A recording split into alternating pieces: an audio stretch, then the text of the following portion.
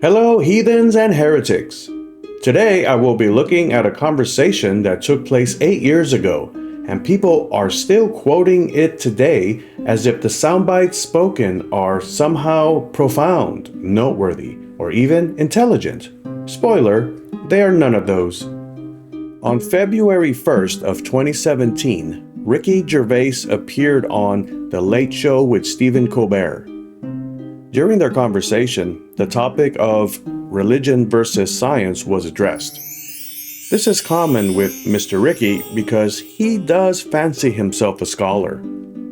I find it fascinating that there are some comedians who confuse the laughs they get with scholarly recognition. They don't seem to understand that just because something is funny doesn't mean it is necessarily intelligent or profound. A fart is funny. Just about every human being has laughed at a fart. That doesn't make farts, nor the farter, profound and scholarly. Okay, let's break down Ricky's attempt at dropping scholarly soundbites during this 2017 interview. The first soundbite. Science is constantly proved all the time. Is that accurate? Is science constantly being proven true and factual all the time? I wonder. Because right out of the gate, we know that science has laws and theories, and both are subject to change as new evidence and observations emerge. So just knowing this fact alone tells us that science isn't being proved all the time, because something science has proven today may end up changing tomorrow. Just looking at scientific theories alone, we can see that they have changed over time. In astronomy, we moved from the geocentric model to the heliocentric model. To be clear, the science that is constantly proved all the time at one point concluded that the Earth was the center of the universe. And this went on for hundreds of years, only for science to eventually prove something quite opposite. Not only is Earth not the center of the universe, but it is not even the center of our tiny solar system. The Sun is the center, and Earth rotates around it. As another example, in regards to the cosmos itself, we moved from believing that the universe was static to the discovery that it is in fact expanding. And this is huge because science originally thought it had proven that the universe remained in one constant, unchanging state, only to later observe the literal opposite. The universe is constantly moving. And these are just two examples. There are certainly plenty of others we could dive into. But this isn't about conducting a science lecture. This is about understanding that science in no way constantly proves itself. At least not in the sense that science is constantly proving itself to be right, as Ricky suggests. Science changes and often proves itself to be quite wrong, and that's a good thing. We want science to evolve and change and prove itself wrong, because that is the only way to seek truth and fact. It is when we think in absolutes, like good old Mr. Ricky Gervais does, that we stunt our ability to uncover truth and fact. Okay, now let's look at Ricky soundbite number 2. If we take something like any fiction and any holy book and any other fiction and destroyed it, in 1,000 years' time, that wouldn't come back just as it was. Oof. That is a lot of noise to unpack. First, let us tackle fiction. There are a multitude of fictional writings that originated from completely separate cultures that had zero influence on each other at the time of their creation. Yet they ended up quite similar. Why? Because of the human condition. As even science has proven, there are shared parallels in human experiences, common archetypes, and cultural interactions. For example, there are three great flood tales written in ancient times by three completely independent sources, meaning they had no knowledge of each other while being written. First, there's the Mesopotamian myth, which contains the Epic of Gilgamesh, where God instructs a man to build a boat and save animals as a flood comes to cleanse humanity. Then there's the Hebrew Bible, which contains the story of Noah's Ark, where again, God instructs a man to build a boat and save animals as a flood comes to cleanse humanity. Third, in Hindu mythology, there is the story of Manu and Matsya, where God instructs a man to build a boat to survive a great flood, and he saves some animals. If we agree that these are all fictional writings, then we can logically conclude that the reason they are so similar is because humans across the earth have all faced natural disasters, and we do tend to love animals. So our stories will likely depict this shared experience. And these are just some examples of stories written by completely independent sources, yet they share similarities. Other favorites of mine include trickster-type figures, such as Loki in Norse mythology, Anansi in African folklore, and Coyote in Native American mythology. Not to mention the wondrous tales of journeying into the underworld, Orpheus and Eurydice in Greek mythology, Popol Vuh in Mayan mythology, and Inanna's descent in Sumerian mythology. The list goes on. The point here is that history has shown that humans share common experiences and manners in which we express them. After all, if there is one thing that we know about history, is that it tends to repeat itself.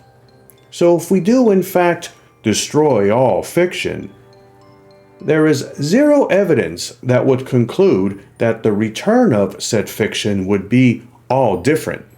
In fact, science and history dictate that we would likely see some very strong similarities. We can say with a high degree of certainty that even if all life on Earth was wiped out today and began anew, eventually we would see the return of fictional writings about a god warning of a flood, trickster gods toying with humanity, and great heroes journeying into the underworld. Okay, now let's look at the third and final soundbite from this 2017 interview. Whereas if we took every science book and every fact and destroyed them all, in 1,000 years they would all be back because all the same tests would be the same result. Well, we already know that this is false based on our own history, where science proposed things like the universe is static and unchanging, when in fact it is constantly moving and expanding. And the Earth is the center of the universe, which is pure fiction.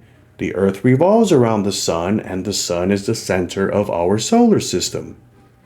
But for this particular soundbite, we can introduce a third scientific claim that was eventually proven false. In biology, we went from the spontaneous generation theory to the germ theory. This is where we once believed that living organisms could arise from non-living matter. Like maggots emerging from rotting meat. For centuries, people even believed that mice were created from grains and dirty rags, and frogs simply emerged from mud after rain. From a scientific perspective, the theory was that there is a vital force present in the environment which led to these living beings emerging. But then we discovered that there are these things called microorganisms. And this completely disproved the spontaneous generation theory. We observed that microorganisms exist everywhere, all the time. So in the case of rotting meat, the flies would head on over and lay little tiny eggs which would hatch into maggots. The challenge is that our eyes are unable to naturally observe microorganisms, so we could not see the tiny fly eggs on the rotting meat.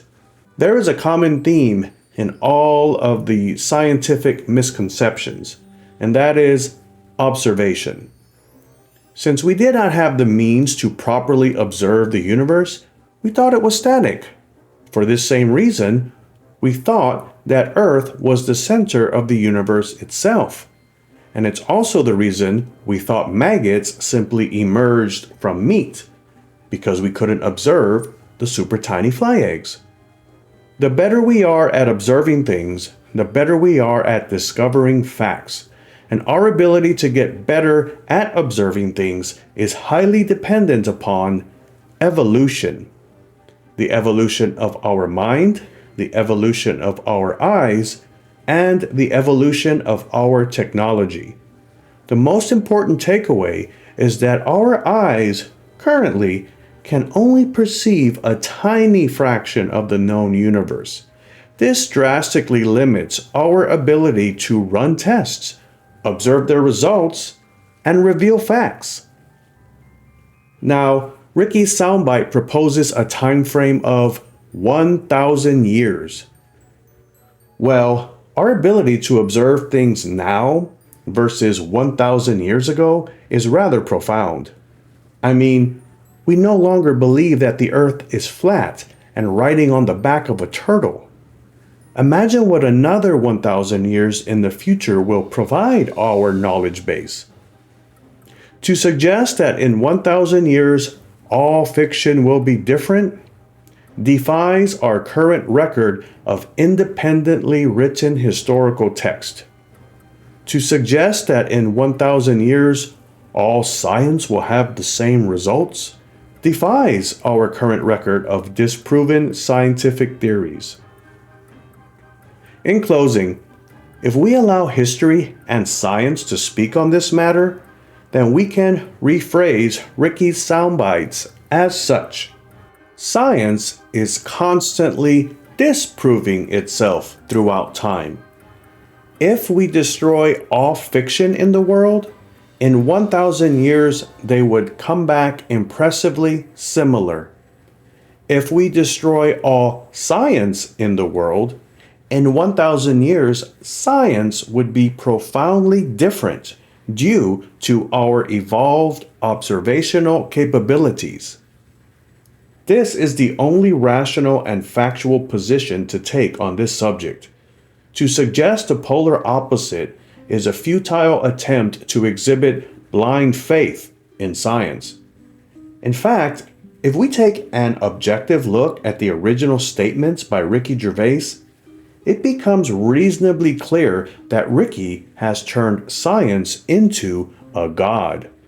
And he treats it the way any zealot treats their God, all-knowing, infallible, and not to be questioned. While I understand that man-made religion is impressively terrible, don't let that skew your ability to make rational observations and reach intelligent conclusions. In other words, never throw the baby out with the bathwater. If you made it this far, thank you for your time. Remember, only tip for good service and always courtesy flush. Stay healthy.